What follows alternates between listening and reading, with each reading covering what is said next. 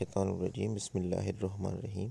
अस्सलाम वालेकुम। 9th class students, हमने रिवीजन में चैप्टर नंबर 1 स्टार्ट किया था, जिसके हम कुछ इनिशियली पार्ट डिस्कस कर चुके हैं। जिसके अंदर हमने साइंस की डिफ़ाइन पढ़ी थी, उसके अंदर उसकी क्लासिफिकेशंस, ग्रुपिंग के बारे में कुछ पढ़ा था। उसके साथ इसमें हमने जब फिज़िकल साइंसेस की बात की थी तो उसके अंदर हमारी जो मेन ब्रांच है फ़िज़िक्स आती है।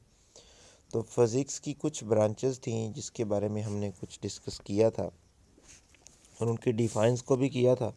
उसके साथ साथ स्टूडेंट्स हमने फ़िज़िकल क्वांटिटीज़ के बारे में पढ़ा था। उसकी जो दो इकसाम थी, बेस क्वांटिटीज़ और डिराइव्ड क्वांटिटीज़। उसके साथ साथ बेस यूनिट्स और डिराइव्ड यूनिट्स के बारे में भी बात की थी। तो स्टूडेंट्स फर्दर जब हमने मूव किया तो उसके कुछ नाम थे, सिंबल्स थी, यूनिट्स थे, ये सारी बातें हम कर चुके हैं। आज का जो हमारा मेन टॉपिक है वो है प्रीफिक्सेस। तो सबसे पहले मैं अगर प्रीफिक्सेस की बात करूं तो उसके अंदर इसकी डिफाइन आती है कि the number or letter added before SI units is called prefixes. तो अब हम इसकी डिटेल पढ़ते हैं। ये सिंपल एक बात है कि प्रीफिक्सेस क्या होता है कि जब हम किसी बहुत ही ज़्यादा बड़ी क्वांटिटी की बात करते हैं, फॉर एग्ज़ाम्पल मैं कहूँ 1000 ग्राम है या 1000 ग्राम की बात करूं तो ये मैं सिंपल इसको कह सकता हूं कि 1 किलोग्राम है। ये मैंने जो इसके साथ 3 दफ़ा ज़ीरो लिखा था उसको हम 10⁻³ भी लिख सकता हूँ। उसको नाम मैंने दे दिया किलो का। ये वाला जो मैंने किलो बोला है ये है प्रीफिक्सेस। ग्राम के साथ, यानी ग्राम उसका ऐसा यूनिट है, उसके साथ जो मैंने किलो लगा दिया वो क्या है, प्रीफिक्सेस। अब इसके साथ साथ हम इसकी डिस्कशन स्टार्ट करते हैं। Some of the quantities are either very large or very small, यानी कुछ क्वांटिटीज़ बहुत स्मॉल होती हैं, कुछ बहुत लार्ज होती हैं। अगर हम उसको किसी कंप्यूटर वगैरह में या किसी डाटा के अंदर लिख रहे हैं तो हमें लिखने के लिए बहुत ज़्यादा टाइम दरकार होगा, यानी ऐसी कुछ स्पेसिफिकेशंस हम लिख रहे हैं तो उसको लिखने के लिए बहुत ज़्यादा टाइम भी चाहिए बेसिकली। तो कुछ ऐसी चीज़ों से बचने के लिए, हमारी कैलकुलेशंस को आसान बनाने के लिए इसको प्रॉपर वे में लिखते हैं, तो तब हमें प्रीफिक्सेस की ज़रूरत पड़ती है। फॉर एग्ज़ाम्पल ये जो आपकी बुक पे लिखा है कि 25 के साथ 4 दफ़ा ज़ीरो लिखा है। अब अगर हम 0.002 लिखें, अब ऐसी क्वांटिटीज़ को प्रीफिक्सेस यूज़ करते हुए कैसे डील करना है। ऐसे units have the advantages that their multiples and sub multiple can be expressed in terms of prefixes. अब ये प्रीफिक्सेस कैसे नाम है इनके, किलो है, मेगा है, गीगा है, उसके साथ टेरा, पीटा, एक्सा। अगर हम ये बड़ी क्वांटिटीज़ की बात करें तो किलो से स्टार्ट होती हैं और मेगा, गीगा, पीटा, एक्सा तक जाती हैं। अगर हम छोटी क्वांटिटीज़ की बात करें तो वो डेका से लेकर deci, centi, milli, micro, nano, pico, femto, atto तक जाती हैं।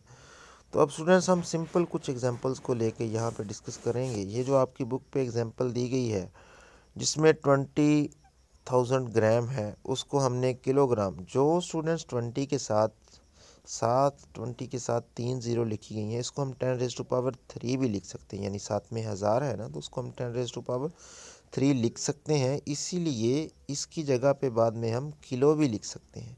तो इसलिए 20 kg, ये जो के लिखा है मैंने, ये प्रीफिक्सेस में आता है। अब स्टूडेंट्स कुछ प्रीफिक्सेस हैं जो बहुत बड़ी क्वांटिटीज़ को स्मॉल करने में हमारी मदद करते हैं और कुछ बहुत सारी स्मॉल क्वांटिटीज़ को भी हम नैनो, माइक्रो, मिली में चेंज करके प्रीफिक्सेस को इस्तेमाल करके लिख सकते हैं। अब स्टूडेंट्स टेबल दिया गया है, जो टेबल नंबर 1.3 और 1.4 है। इसमें कुछ मल्टीपल्स और सिंबल्स वगैरह दी गई हैं जो आप आसानी से याद कर सकते हैं। अगर आपने इनको याद करना है तो डेका से स्टार्ट करेंगे, तो जब माइनस की तरफ आएंगे तो इससे इसका फ्लो जो नीचे की तरफ होगा 10⁻1 से स्टार्ट होगा। अगर -1, -2, -3 इस तरफ को जाएंगे तो हमें deci, centi, milli, micro, nano, pico, femto, atto की तरफ जाना पड़ेगा। अगर हम 10⁻1 से इंक्रीज़ करते जाएंगे 2, 3, 6, 9, 12, 15 और 18, तो इसमें हम deca, hecto, kilo, mega, giga, tera, peta और एक्सा की तरफ जाएंगे। ये स्टूडेंट्स बहुत इंपॉर्टेंट टर्म्स हैं इसके ज़रिए से हम नेक्स्ट जो न्यूमेरिकल्स हैं वो भी सॉल्व करेंगे कि स्टैंडर्ड फॉर्म में किस तरह से लिखना है किसी क्वांटिटीज़ को, या साइंटिफिक नोटेशन में करना है। तो अभी हम कुछ टर्म्स साइंटिफिक नोटेशंस की भी डिस्कस करेंगे। तो स्टूडेंट्स, से जो नेक्स्ट हमारा टॉपिक है छोटा सा, वो भी साइंटिफिक नोटेशन है। ये भी वही बात है कि बहुत बड़ी क्वांटिटी को किस तरह से साइंटिफिक नोटेशन यूज़ करते हुए लिखा जाता है और उनको एक्सप्रेस किया जाता है सम पावर्स ऑफ 10। तो इस तरह हम उसको लिख सकते हैं। ये स्टूडेंट्स, साइंटिफिक नोटेशन जो होती है उसमें बेसिकली हमने फर्स्ट नॉन ज़ीरो के बाद डिजिट लगाना होता है, सॉरी पॉइंट लगाना होता है। उसके बाद जो रिमेनिंग डिजिट्स होते हैं उनको 10 रेज़ टू पावर्स में कुछ ऐड करके लिखना होता है। अब स्टूडेंट्स, इसमें अगर हमने पॉइंट को मूव करवाना होता है, अगर हम राइट साइड पे मूव करवाएंगे, लेफ़्ट साइड की तरफ मूव करवाएंगे, किस तरह वो 10 की पावर में माइनस और प्लस लेके आएंगी, ये भी हम इसमें डिस्कस करेंगे।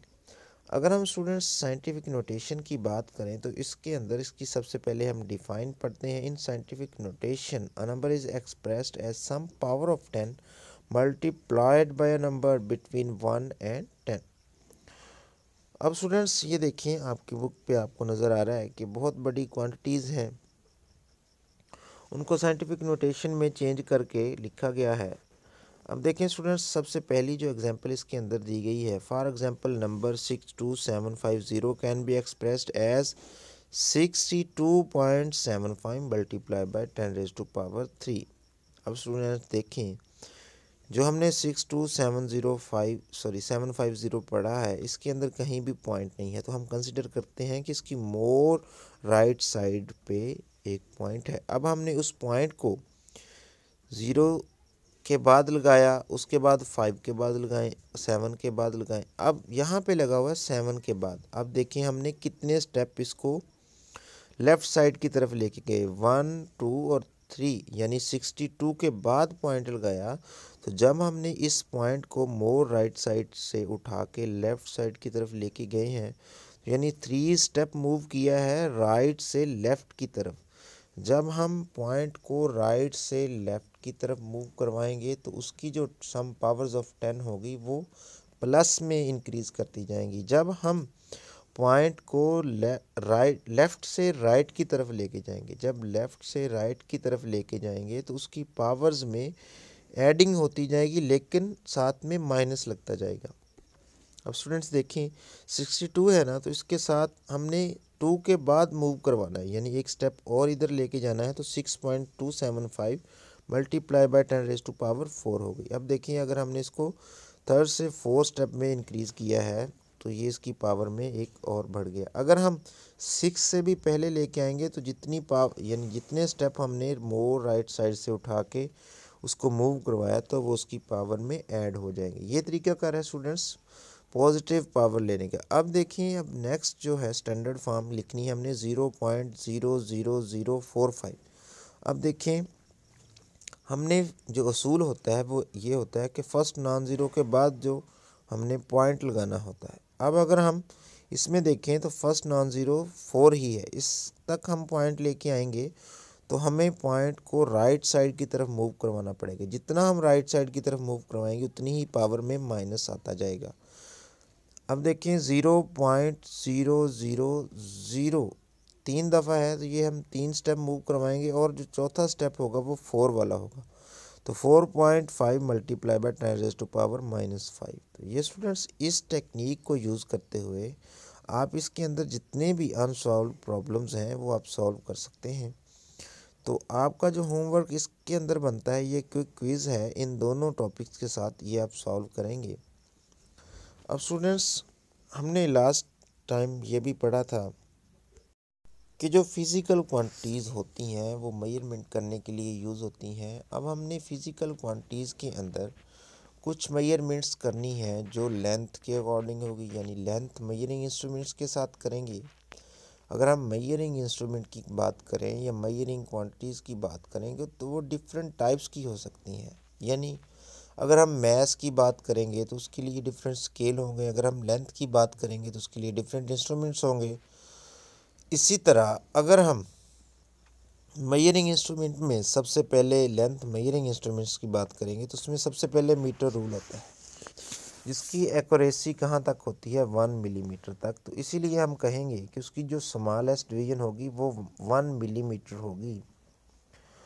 तो स्टूडेंट्स हम ये भी कह सकते हैं कि उसका जो लीस्ट काउंट है, जो मीटर रूल है उसका लीस्ट काउंट है वो 1 मिलीमीटर होगा। तो सबसे पहले जो आपकी बुक में है वो मेजरिंग इंस्ट्रूमेंट में सबसे पहले मीटर रूल या मीटर रॉड ही आता है। अब जो कुछ आपके इस टॉपिक में मीटर रूल के बारे में लिखा गया है उसकी थोड़ी सी डिस्कशन पढ़ते हैं। Metre rule is length measuring instrument as shown in figure. It's commonly used in laboratories to measure length of an object or distance between two points। तो स्टूडेंट्स हमने इसी बुक को फॉलो करना है। तो आजकल के दौर में कुछ ऐसे इंस्ट्रूमेंट्स भी हैं जिसके ज़रिए से हम जस्ट डिजिटल डिस्टेंस मीटर लगा के ही वहाँ का डिस्टेंस मेजर कर सकते हैं। लेकिन लेबॉर्ट्री के अंदर मोस्टली ऐसे ही स्केल यही मीटर रूल इस्तेमाल होता है। लेकिन आजकल तो बहुत ही जदीद हालात आ गए हैं, इस वजह से इनका जो इस्तेमाल है बहुत कम हो गया है। It is 1 metre long which is equal to 100 centimetre. Each centimetre is divided into 10 small division called millimetre. यानी ये 100 सेंटीमीटर का होता है। 1 सेंटीमीटर को 10 मिलीमीटर में डिवाइड कर देते हैं। दस 1 millimetre is the smallest reading that can be taken using a metre rule is called its least count. यानी अगर हम आप अपने स्केल में देखें, ज्योमेट्री बॉक्स में देखें, तो स्केल लेके आएंगे तो उस स्केल के ऊपर आप देखेंगे तो स्मॉलेस्ट डिवीजन होगी वो 1 मिलीमीटर होगी। यानी फॉर एग्जांपल हमने अगर हमारा जो बाल है ये देखना है कि इसकी लेंथ कितनी है, सॉरी इसकी जो मोटाई कितनी है, तो हम इस मीटर रूल से नहीं मेजर कर सकेंगे, उसके लिए कुछ और इंस्ट्रूमेंट्स होंगे। तो यही वजह है कि ये जो स्मॉलेस्ट यानी छोटी से छोटी जो पैमाइश कर सकता है ये 1 मिलीमीटर तक है। इससे छोटी पैमाइश इससे नहीं हो सकती, इसीलिए इसका जो लीस्ट काउंट है वो 1 मिलीमीटर है। उसके बाद है स्टूडेंट्स मेजरिंग टेप है। मेजरिंग टेप यानी बेसिक जो इसकी फंडामेंटल पहचान है वो ये है कि हम इसको बाज़ औक़ात फ़ीता भी कह देते हैं या कुछ लोग इसको इंची टेप बोल देते हैं, जो मैसन हजरात हैं, ये कुछ आम लोग हैं। तो मेजरिंग टेप भी स्टूडेंट्स जो 10 मीटर, 20 मीटर, 50 मीटर्स और 100 मीटर लॉन्ग होती है, इसकी डिफरेंट लेंथ्स होती हैं जो डिफरेंट कामों के हिसाब से रखी जाती हैं।